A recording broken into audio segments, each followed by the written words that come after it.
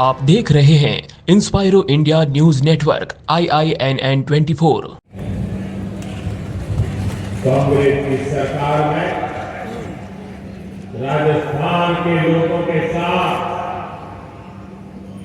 मानवता को शर्मसार करने वाली वारदातें हो रही हैं। उदयपुर में कन्हैयालाल जी के साथ आतंकी घटना कांग्रेस सरकार पर बहुत बड़ा दाग है।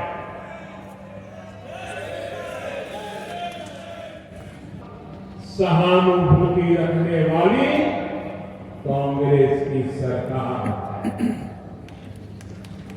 साथियों, कांग्रेस सरकार की तुष्टीकरण की नीति ने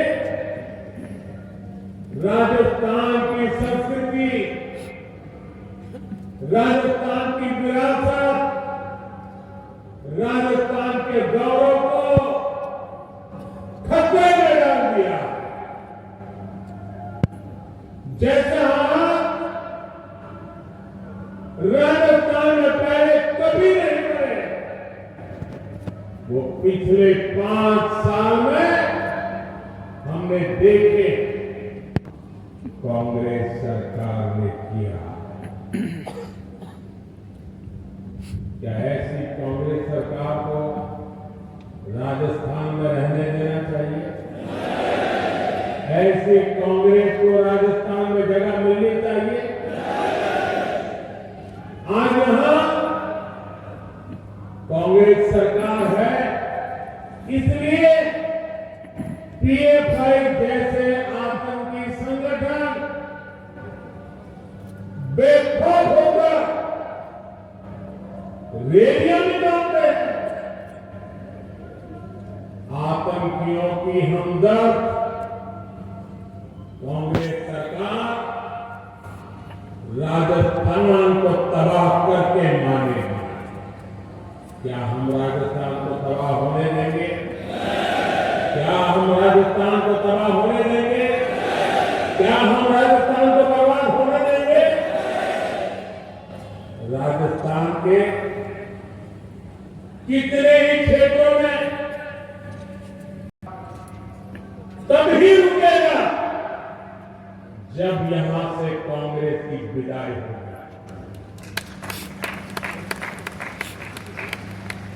कांग्रेस की विदाई होनी चाहिए कि नहीं होनी चाहिए?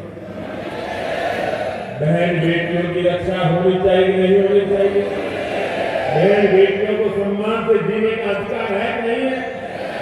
माताओं बहनों को गौरव से जीने का अधिकार है कि नहीं है? राजस्थान से भाजपा गुंडाराज और अपराध पूरी तरह खत्म करने के लिए प्रतिबद्ध है।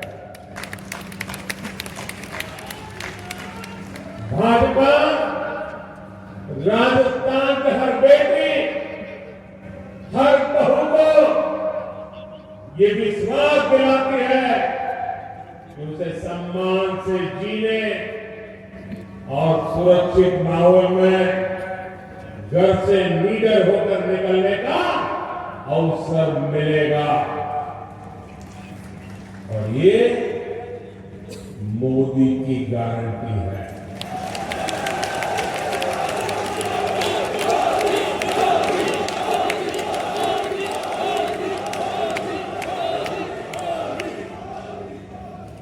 साथियों, कांग्रेस ने राजस्थान के 5 साल बर्बाद किए।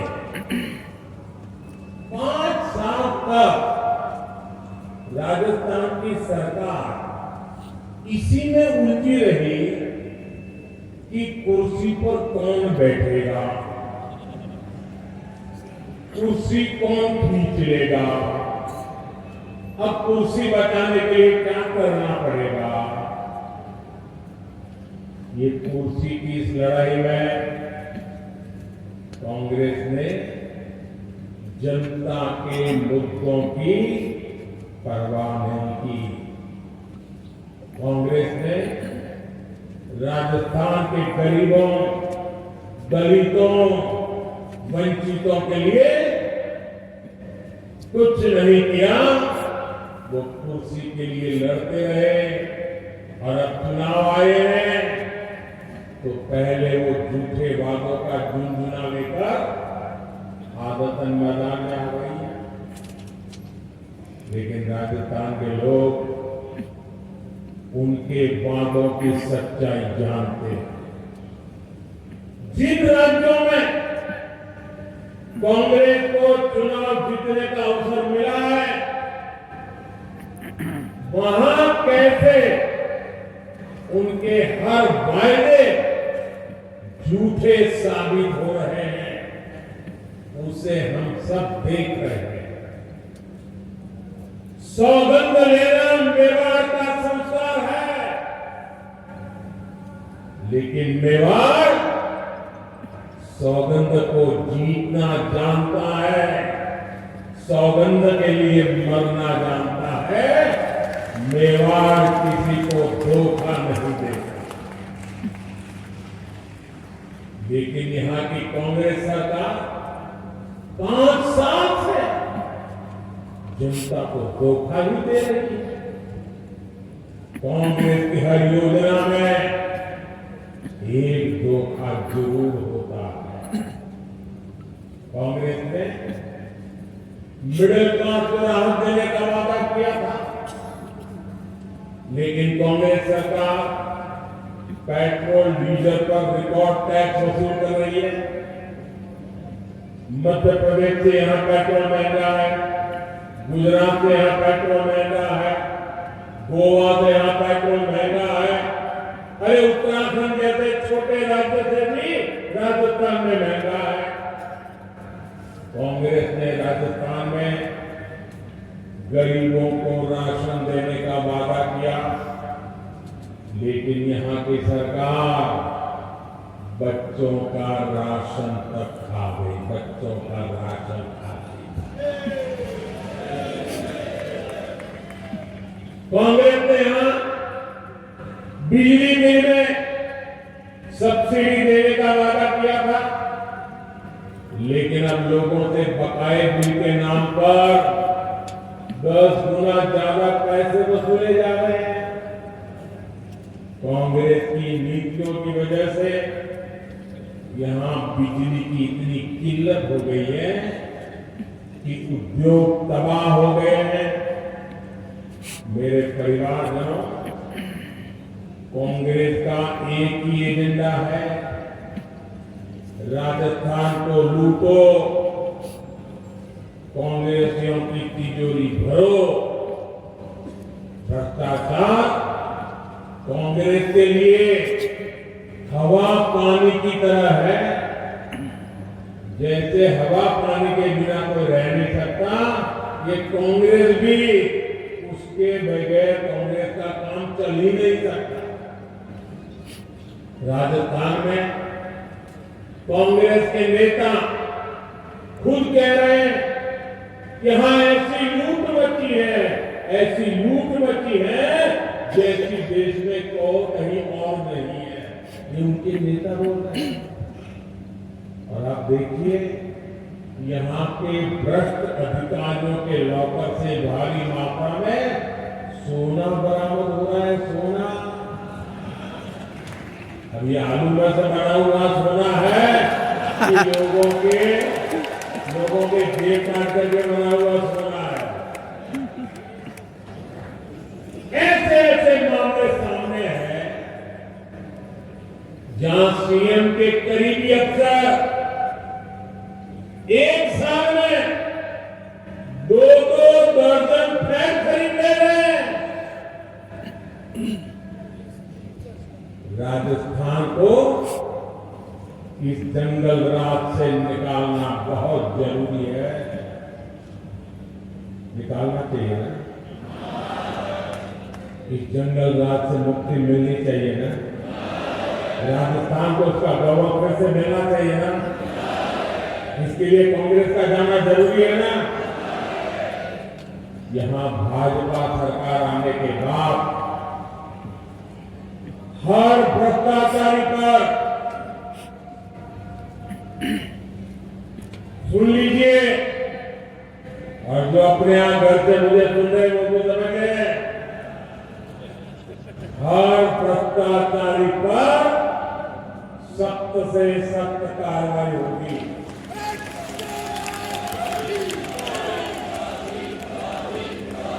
जिन्होंने राजस्थान को लूटा है उन्होंने लौटाना ही पड़ेगा। साथियों, आप सबने मुझे सेवा करने का अवसर दिया है और आपने मुझे आदेश दिया है। आपके आदेश का मुझे पालन करना है। मैं भ्रष्टाचार के खिलाफ लड़ाई लड़ रहा हूं। क्या मेरा रास्ता सही है? मुझे भ्रष्टाचारियों के खिलाफ लड़ते रहना चाहिए। इस देश के भ्रष्टाचार को नेस्त नाबूद करने के लिए मुझे ताकत लगानी चाहिए। लेकिन मैं भ्रष्टाचार के खिलाफ काम कर रहा हूं तो जो जमानत पे घूम रहे हैं ना, उनका मुखार उतरता नहीं है। ये सारे नेता देखिए, कोई जेल काट करके चला तो जमानत पे है, कोई केस चलने पर जमानत पर है, ये सारे जमानत पर है। और वो सुबह शाम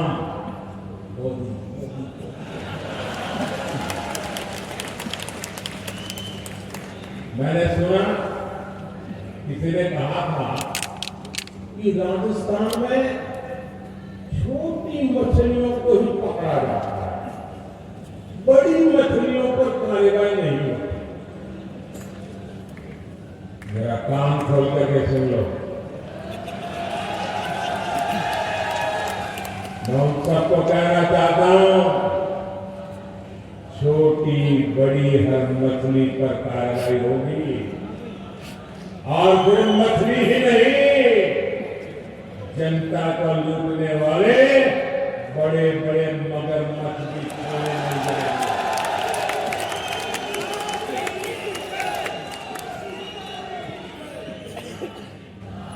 आपने देखा है यहां राजस्थान में सिर्फ एक लाल डायरी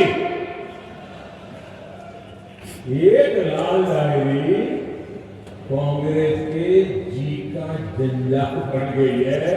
जी का जंजाल बन गई है। लाल डायरी में कांग्रेस के काले कारनामे छिपे हुए हैं। भाजपा की सरकार बनने के बाद कांग्रेस के भ्रष्टाचार को बेनकाब करने वाली हर लाल डायरी बाहर आकर के रहने वाली है। साथियों, राजस्थान की कांग्रेस सरकार ने यहां के युवाओं के साथ बहुत बड़ा विश्वासघात किया। राजस्थान में दर्जन भर से ज्यादा परीक्षाओं के पेपर लीक हुए। इतनी मेहनत से हमारे युवा परीक्षा की तैयारियां करते हैं, लेकिन कांग्रेस की सरकार को राजस्थान के युवाओं की चिंता नहीं है। वो तो एक ही युवा के लिए मरे पड़े हैं। भ्रष्टाचार की आदी हो चुकी कांग्रेस अपनी तिजोरी भरने के लिए पेपर लीक माफिया को बढ़ावा दे रही है। मैं आपको विश्वास दिलाता हूं, भाजपा की सरकार छात्र छात्राओं के भविष्य में खिलवाड़ करने वाले माफिया पर कड़ी कार्रवाई करके रहेगी। छात्र छात्राओं को न्याय दिला करके रहेगी। भाजपा राजस्थान में पारदर्शी तरीके से परीक्षा परीक्षा लेने और युवाओं को अवसर देने के लिए प्रतिबद्ध है। मेरे परिवारजनों, मेवाड़ के इस क्षेत्र में हमारे जनजातीय समाज के लोग काफी संख्या में रहते हैं और हम गुजरात वालों को तो उदयपुर ऐसा लगता है कि हमारा ही घर है।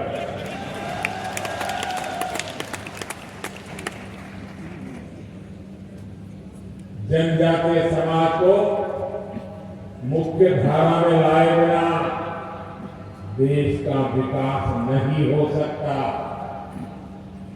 केंद्र की भाजपा सरकार की योजनाओं का बहुत बड़ा लाभ हमारे जनजातीय समाज को, आदिवासी समाज को भी हुआ है।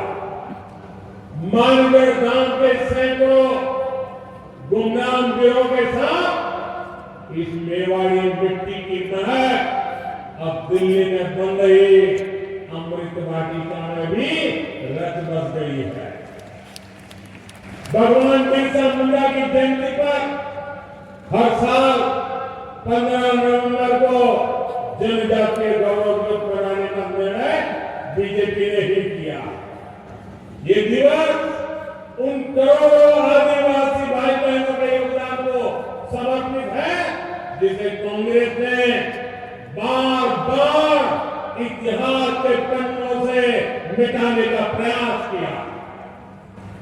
यही पशुओं के लिए मुफ्त वैक्सीन के पीछे 15,000 करोड़ रुपए खर्च किए जा रहे हैं ताकि गरीब आदिवासी पशु को बचा सके। एक समय था जब सिर्फ 8 या 10 वन पर ही एमएसपी मिला करता था। भाजपा सरकार में अब करीब करीब 90 वन उपज पर एमएसपी मिल रहा है।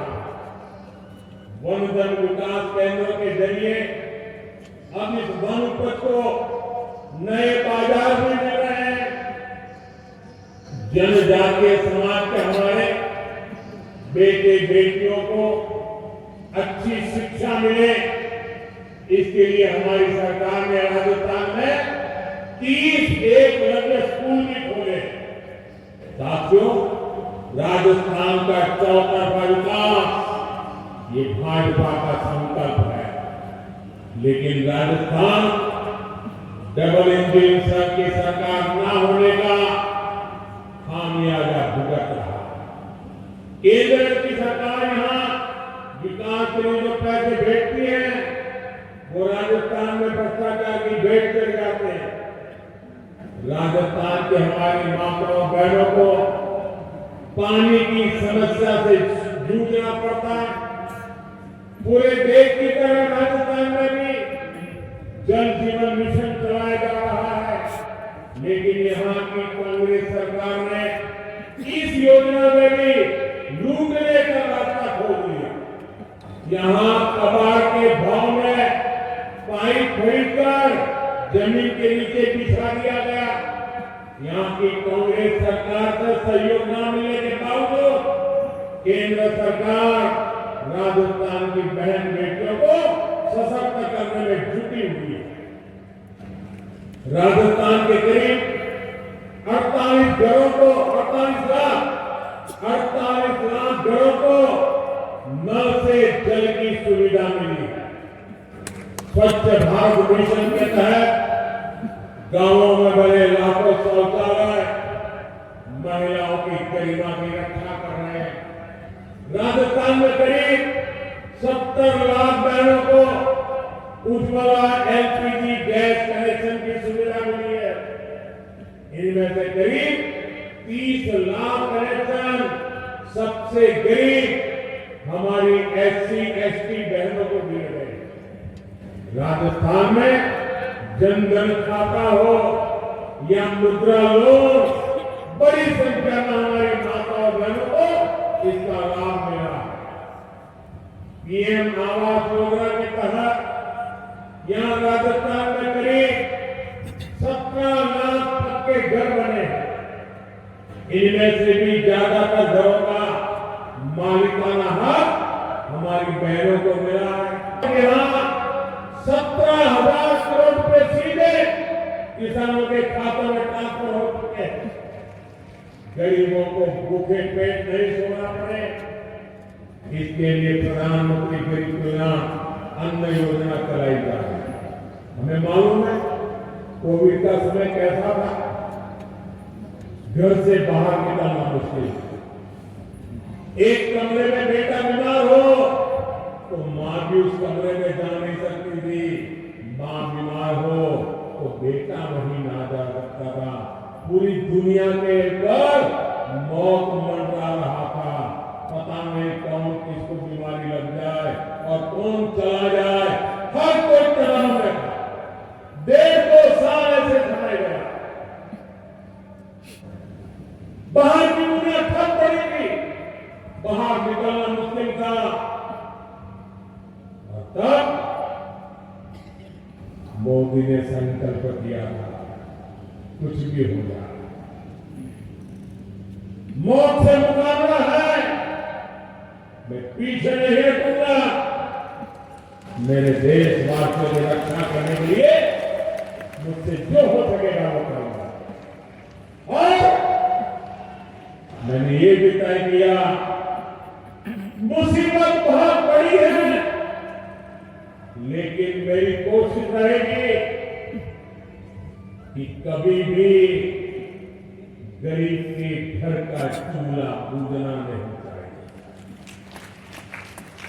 कभी भी गरीब का बेटा भूखे पेट रात गुजारने के लिए मजबूर न हो। कभी भी गरीब मां अपने भूखे संतानों को देखकर रात भर बिलखती न रहे।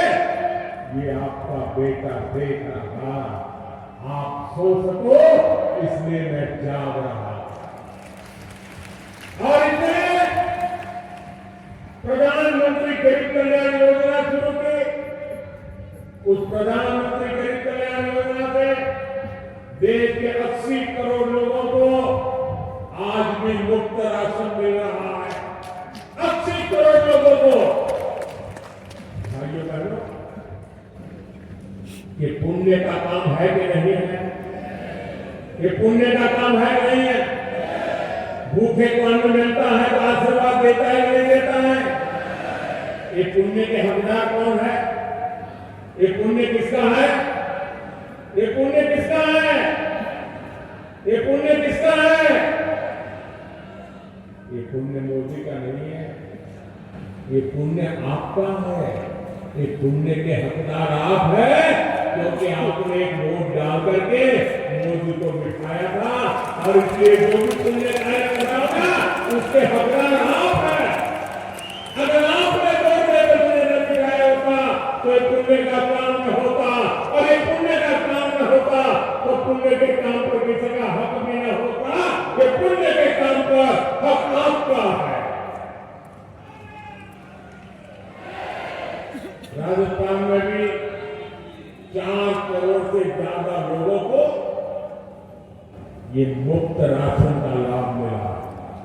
साथियों, आप जानते हैं कि ये योजना दिसंबर महीने में पूरी हो रही है, लेकिन ये पुण्य का काम है, पवित्र काम है। मेरा मन का काम था कि इसको बंद नहीं होना चाहिए। गरीब के आशीर्वाद, और इसलिए मैंने मनोमन संकल्प कर लिया, मैंने निश्चय कर लिया कि गरीबों को जो ये राशन मिलता है ना, अब 5 साल और मिलेगा। मैंने इसको 5 साल के लिए मिलेगा, 5 साल और देंगे। साथियों, आप सभी जानते हैं अगले साल लोकसभा के चुनाव के बाद केंद्र में तीसरी बार आप मुझे सेवा का मौका देने वाले हैं।